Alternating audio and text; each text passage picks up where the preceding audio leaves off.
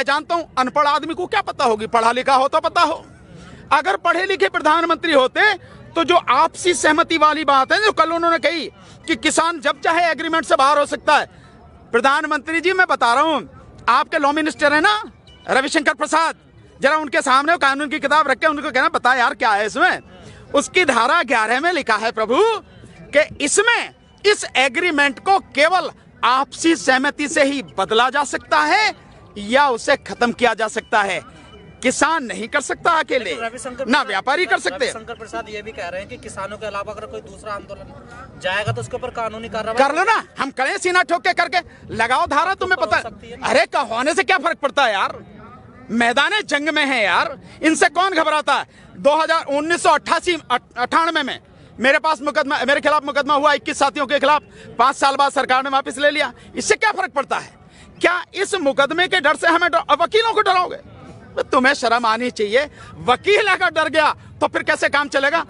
जितना तुम में दम हो, आपके माध्यम से चेतावनी दे रहा हूं, प्रधानमंत्री जी तुम में, तुम्हारे लॉ मिनिस्टर में, तुम्हारे गृह मंत्री में जितना दम हो उतनी कोशिश कर लो, जितने चाहो मुकदमे लगा दो, लेकिन तुम हमें इस आंदोलन का हिस्सा बनने से, इस आंदोलन में संघर्ष करने से, अपने साथियों के साथ खड़े होने से नहीं रोक सकते।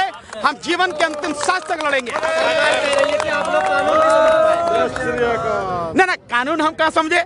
कानून तो मोदी जी समझे।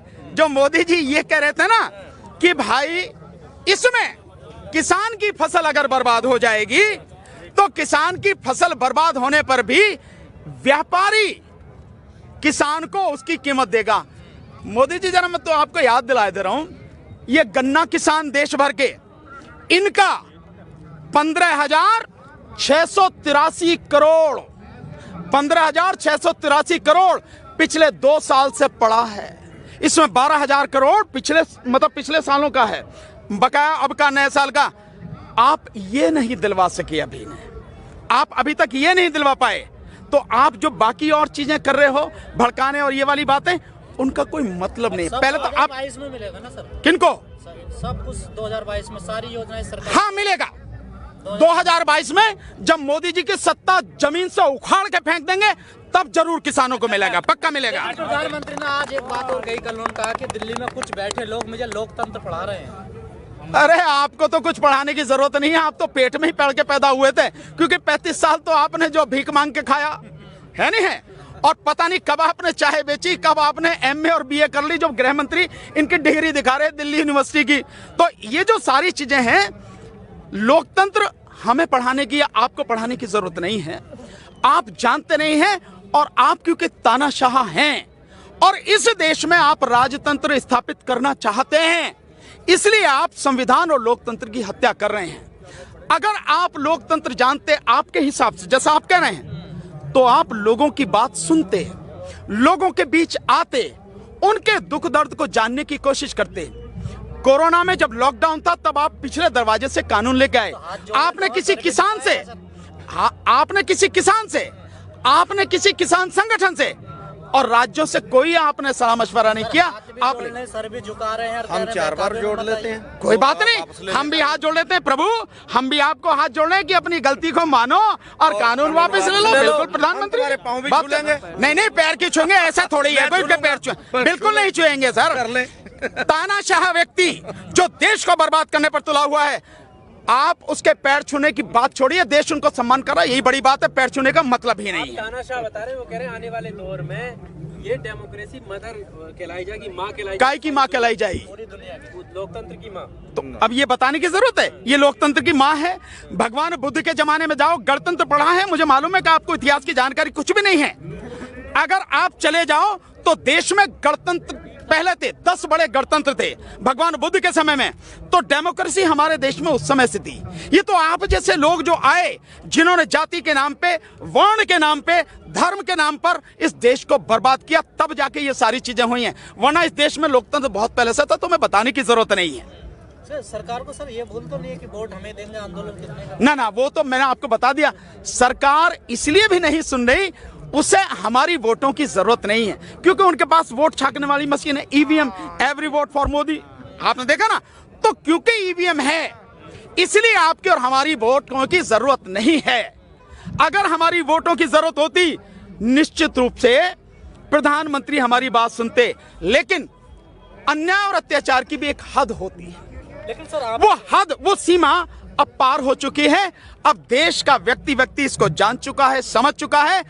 अब आपकी इन झूठी बातों में, बरगलाने वाली बातों में कोई नहीं आएगा, और अब उसका लक्ष्य केवल एक ही है, देश को बचाना, और उसके लिए तीनों कानूनों को वापस करवाना, एमएसपी को कानून लेकिन बनाना। सर ये मामला सुप्रीम कोर्ट में भी, क्या लग रहा है सर आपको? नहीं, सुप्रीम कोर्ट जो करे करे, हमें इस बात पे कोई विश्वास नहीं है कि सुप्रीम कोर्ट क्या करेगी क्या नहीं करेगी। मैं तो बहुत स्पष्ट रूप से कहता हूं, इस देश की अदालतें वो न्याय के शब्द को भूल चुकी हैं। अदालतों में फैसले होते हैं, न्याय नहीं होते। आप एडवोकेट बिल्कुल एडवोकेट हूं, तभी बता रहा हूं आपको, तभी कह रहा हूं मैं। जितने लोग जेल में पड़े हैं, 60% वो लोग हैं जिन्होंने कोई गुनाह नहीं किया है। जेलों में जाके देखिए आप, जो उन पे सर्वे होते हैं, रिसर्च आती हैं, उन रिसर्च में जाके देखिए आप। अगर अर्नब गोस्वामी की बेल की जो एप्लीकेशन आती है, उस एप्लीकेशन में खामियां होते हुए भी सुप्रीम कोर्ट तुरंत उसको जो अगले दिन सुनती है। लेकिन अगर भीमा कोरे गांव के जो लोग हैं, उनकी एप्लीकेशन आती है इस बात के लिए भी कि इन्हें कम से कम मेडिकल सुविधाएं तो उपलब्ध करा दो, सुप्रीम कोर्ट के पास सुनने को वो समय नहीं है, और कहती है नीचे जाके आप जाओ सुनो। क्या माना जाएगा इसको? 83 साल के फादर स्टैनली, जिनको पार्किंसन की बीमारी है, जिनके हाथ पैर कांपते हैं, 83 साल की उम्र में उस इंसान को आप गिरफ्तार करके ला रहे हैं कि भीमा कोरे गांव में आप उस षड्यंत्र में शामिल थे, जिसका भीमा कोरे गांव से कोई अभी सुनिए आप गजेंद्र जी, जिनका कोई लेना देना नहीं। जो वरवरा राव हैं, तमिल कवि, वो 82 साल की उनकी उम्र है, खाट में पड़े हैं, चल भी नहीं सकते हैं, आप उनको जेल में बंद करके रखे हुए हैं। जो एक बहुत बड़ी वकील रही हैं, सुधा भारद्वाज, विदेशों में पढ़ के आई, लेकिन छत्तीसगढ़ जैसे आदिवासी इलाके में जाके उन्होंने आदिवासियों के लिए काम किया। और आपको ध्यान होगा 2012 में एक वहां पर कांड हुआ था जिसमें तकरीबन 15 आदिवासियों को मार दिया था फोर्स ने। उसके विषय में उन्होंने कहा था कि आदिवासियों की कोई गलती नहीं, वो नक्सलवादी नहीं थे, वो आम नागरिक थे। जिसके विषय में मध्य प्रदेश हाईकोर्ट के एक जज गुप्ता जी, जिनको एक कमीशन जो था, उस कमीशन का उनको चेयरमैन बनाया गया, और अभी 1 साल पहले हुई होगी मुश्किल से, उन्होंने वो रिपोर्ट दाखिल करी और उसमें उन्होंने वही कहा है जो सुधा भारद्वाज जी ने कहा था। ये लोग कोई नक्सली नहीं थे, महिलाएं भी थी, बच्चे थे, बेगुनाह लोग थे, आम आदमी थे, जिनको फोर्स वालों ने मार दिया। उन्हीं सुधा भारद्वाज को केवल वो आवाज उठाती, इसलिए बंद कर रखा आपने। लेकिन आनंद तेल तुमड़े साहब, जो इतने बड़े विद्वान हैं, 35 किताबें जिन्होंने लिखी हैं, दुनिया की अलग अलग यूनिवर्सिटियों में जिन्होंने पढ़ाया है, आप उनको बंद करें। उनकी चीजें सुनने के लिए आपके पास समय नहीं है। उनकी बेल एप्लीकेशन, उनकी कोई एप्लीकेशन आप सुनने का टाइम नहीं है। लेकिन वो आदमी जो इस देश में दंगा करवाने के लिए जी तोड़ कोशिश कर रहा है, आर भारत का जो मालिक है अर्नब गोस्वामी, आपको उसकी बेल एप्लीकेशन सुनने के लिए टाइम है आप, और उसे आप तुरंत बेल दे रहे हैं। और आप कह रहे हैं कि किसी को अगर अच्छा नहीं लगता इसको चैनल मत देखो, तो भाई हम जो कर रहे हैं मत देखो। आप जो हमारे बात कह रहे हैं, अगर आपको बुरी लग रही है मत सुनो, आप मत देखो। आप ये समझना पड़ेगा अदालतों को कोई आप वो कर क्या रहे हैं। मैं वकील हूं इसलिए बता रहा हूं, और मैं बहुत सी चीजें आपको बता सकता हूं, और उसके सबूत भी आपको आप ही के माध्यम से आपको रिकॉर्ड भी करवा सकता हूं। अदालतें केवल नाम की रह गई हैं। अगर अदालतें ईमानदारी से काम कर रही होती, न्याय देने की स्थिति में होती, न्याय करती, संविधान की रक्षा कर पाती, संविधान में जो जिम्मेदारी उन्हें दी गई उसे कर पाती, इस देश में इतना अन्याय और इतना अत्याचार नहीं होता, लोग सड़कों पर नहीं होते। आप कह रहे हैं सरकार तानाशाह हो गई है, अदालत को कोई विश्वास नहीं, तो फिर किससे न्याय मिलेगा आपको? सड़क से।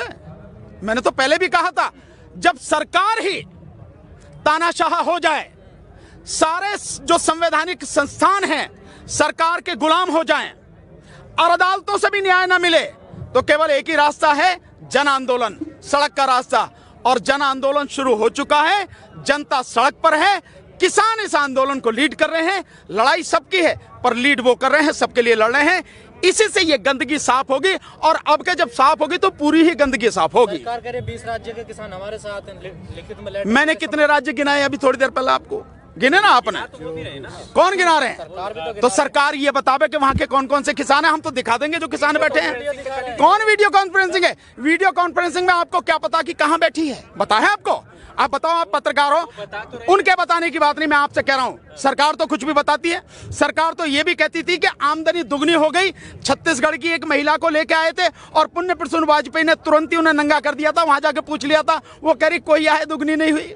आ रहा नहीं आ रहा? सर बाबा रामदेव कह रहे हैं कि प्रधानमंत्री तो सुधारना चाह रहे हैं लेकिन टाइम लगेगा, धीरे धीरे। रामदेव से कहो पहले तू तो सुधर जा। तीसरे कारपोरेट रामदेव से बोलो, अबे तुझे जो है वो वहां से विदेशों से काला धन था, भूल गया? अब 7 साल से तुझे याद नहीं आ रहा काला धन? जब तो बड़ा जो है मैं तो घूमता फिरता है, जो कि 15 लाख आ जाएंगे खाते में, प्रधानमंत्री सब कह रहे हैं। हाँ अजय, अब तो एडवर्टाइजमेंट करता, विज्ञापन करता है। खेत का है वो जो आटा बेच रहा है। जी जी जी जी, रामदेव के देखिए, मैं नहीं, आप देखिए, मैं नहीं, आप सारी रिपोर्ट देखिए। लाला रामदेव के जितने भी प्रोडक्ट हैं 60% प्रोडक्ट आउट ऑफ डेट हैं, या जो पैमाना है उस पैमाने पर खरे नहीं उतरते हैं। ये रिसर्च बार बार आई है, एक बार नहीं कई बार। इस देश में धर्म के नाम पे अंधे लोगों की बहुत बड़ी संख्या है, और वो जो दुकानदारी कर रहा है वो धर्म के नाम पे कर रहा है। ये सबसे बड़ी दिक्कत है। इसलिए लोगों को सोचना है कि हमें धर्म के नाम पर गुमराह नहीं होना, हमें जो मुद्दे हैं उनकी बात करनी है। रामदेव से ये पूछो, स्वदेशी की बात कर रहा, जिस गाड़ी में घूमे कौन सी है वो? और तू दुनिया को दवाई बांटता फिरा। जब तुझे हार्ट अटैक हुआ या तेरे उसको हार्ट अटैक हुआ तो यही आया ना एम्स में, उसी से ठीक कर लेता है नहीं है? और जिस प्रधानमंत्री की बात कर रहा, प्रधानमंत्री जिस गाड़ी में चलते हैं, 9 गाड़ियों का जो काफिला है, 9-10 का, एक गाड़ी की कीमत 3.5 करोड़ है, और विदेशी गाड़ी है BMW, विदेशी गाड़ी है। स्वदेशी की बात करते हो तो पहले उसमें चलो ना। स्वदेशी की बात करते हो और सिर्फ अपने घूमने के लिए प्रधानमंत्री 10,000 करोड़ का जहाज खरीद के ले आए, और इस 10,000 करोड़ में 10 रफेल आते, 10 रफेल, जो पूरे पाकिस्तान के लिए काफी थे। लेकिन एक प्रधानमंत्री अपने लिए 10,000 करोड़ का विमान लाता है, और वो स्वदेशी की बात कर रहे हैं। तो ये जो सारी चीजें हैं दुनिया समझती है, सब समझती है। हाथी के दांत दिखाने के कुछ और खाने के कुछ और।